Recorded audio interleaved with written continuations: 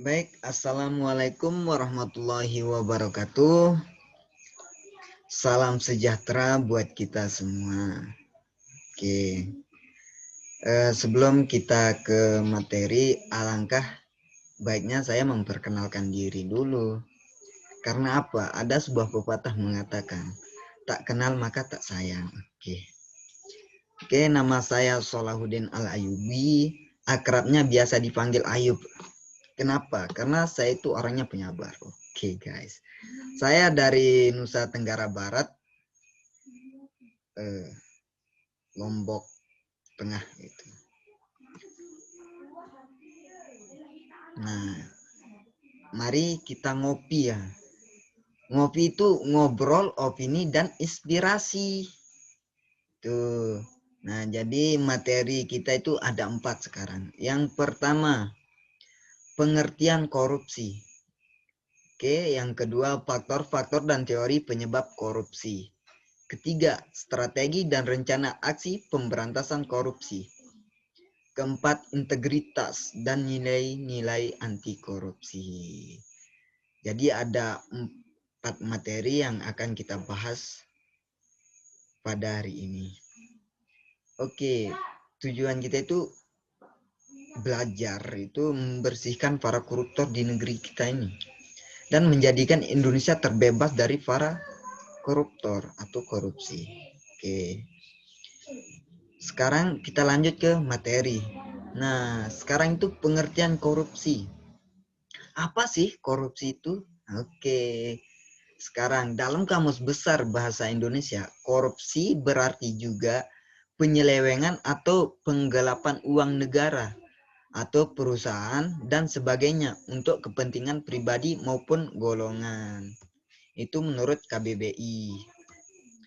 Menurut Black Law Dictionary, itu korupsi adalah suatu perbuatan dari suatu yang resmi atau kepercayaan seseorang yang mana dengan melanggar hukum dan penuh kesalahan, memakai sejumlah keuntungan untuk dirinya sendiri ataupun orang lain yang bertentangan dengan tugas dan kebenaran-kebenaran lainnya.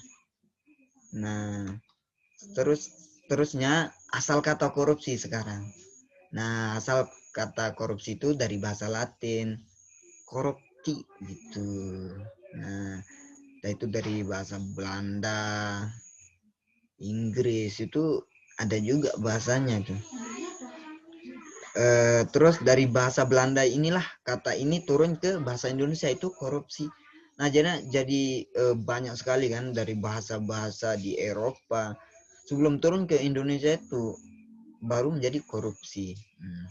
Kalau menurut hukum di Indonesia itu korupsi adalah perbuatan melawan hukum dengan maksud memperkaya diri sendiri atau orang lain, baik perorangan atau korporasi yang dapat merugikan keuangan negara atau perekonomian negara. Lanjut. Nah, untuk materi kedua itu faktor-faktor dan teori penyebab korupsi. Sekarang ada tiga pendapat ya, 3 teori gitu kan. Teori yang pertama itu sebentar dulu ya. Ini biar dibawahkan. Oke. Nah, untuk pendapat yang pertama itu karena faktornya kekuasaan dan monopoli yang tidak dibarengi dengan akuntabilitas. Terus pendapat yang kedua itu dia itu 3 faktor gitu kan yang mempengaruhi kecurangan gitu. Yang pertama itu kesempatan, motivasi, dan rasionalisasi gitu. Nah, padahal maksud atau derajat dari yang ketiga itu dari kesempatan, motivasi, dan rasionalisasi itu sama itu. Derajatnya itu sama. Terus pendapat yang ketiga itu korupsi terjadi jika ada kesempatan atau peluang. Nah, kelemahan sistem pengawasan kurang gitu dan sebagainya.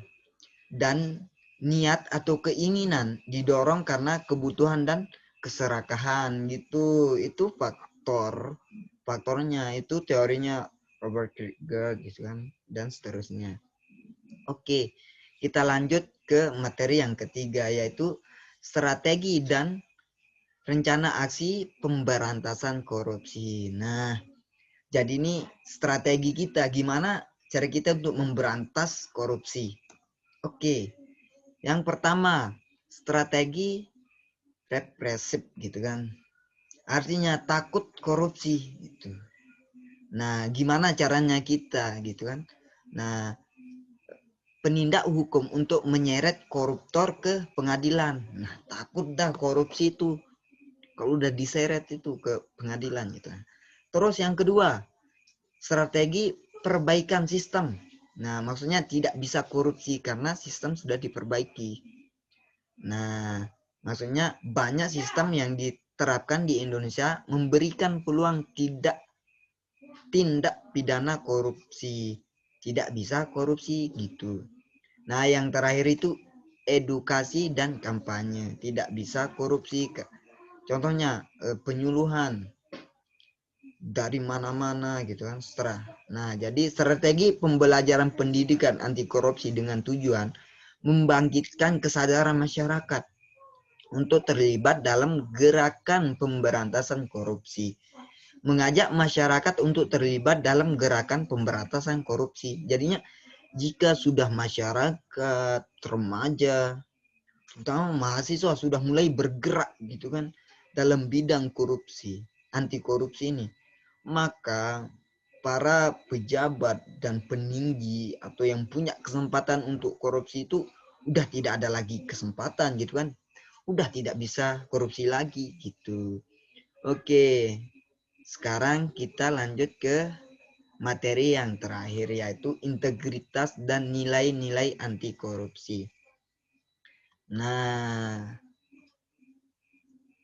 yang pertama itu intinya itu jujur, disiplin, tanggung jawab. Yang kedua, sikap, adil, berani, peduli gitu. Kalau etos kerja itu kerja keras, mandiri, sederhana gitu kan. Nah, ini inti sikap etos kerja gitu kan. Nah, maksud dari inti itu ada 3. Intinya itu jujur.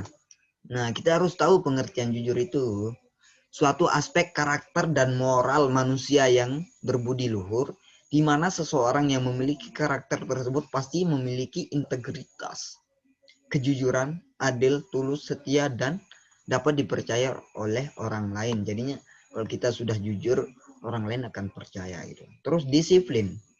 Nah, jadi disiplin itu berasal dari bahasa Latin disiplin, yang berarti latihan atau pendidikan kesopanan dan kerohanian serta pengembangan tabiat. Nah, disiplin muncul sebagai usaha untuk memperbaiki perilaku individu sehingga taat azas dan selalu patuh pada aturan atau norma yang berlaku. Nah, yang ketiga itu tanggung jawab.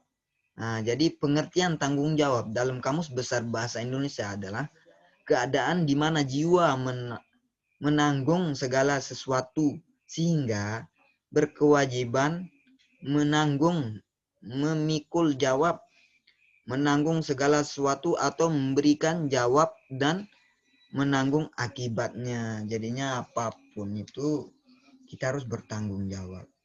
Apalagi kita selaku mahasiswa gitu kan. Kita harus jujur, disiplin, tanggung jawab gitu kan. Salah satu contohnya gitu kan.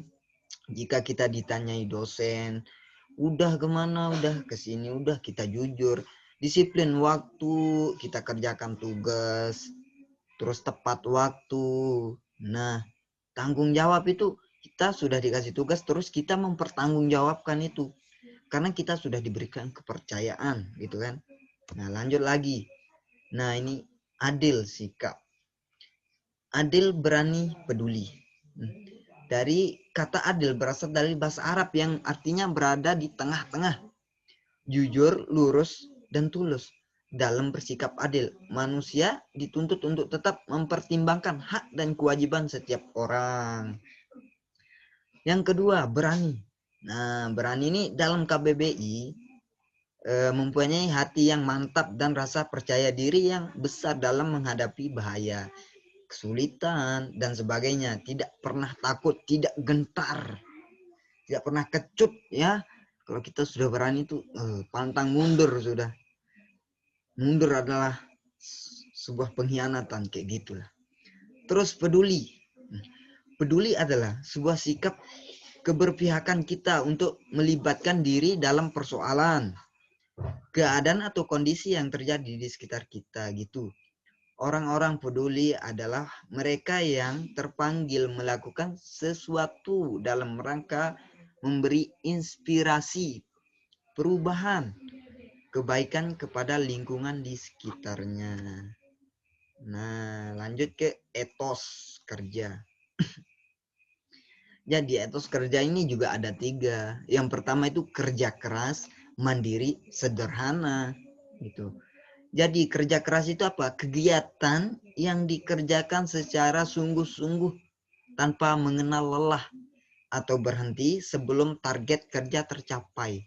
Dan selalu mengutamakan atau memperhatikan kepuasan hasil pada setiap kegiatan yang dilakukan.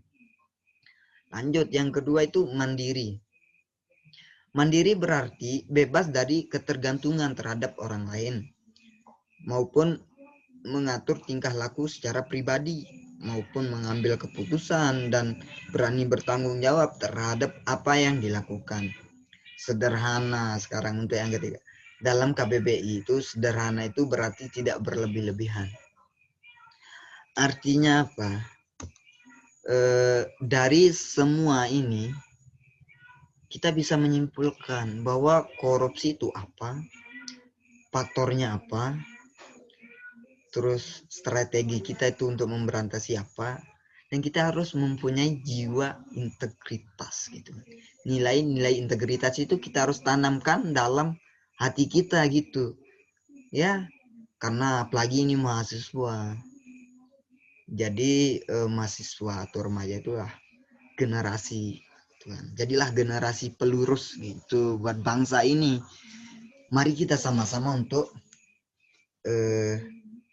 meningkatkan nilai integritas untuk melawan para korupsi dan meningkatkan anti korupsi kita. Jadinya integritas itu ada 9 gitu kan.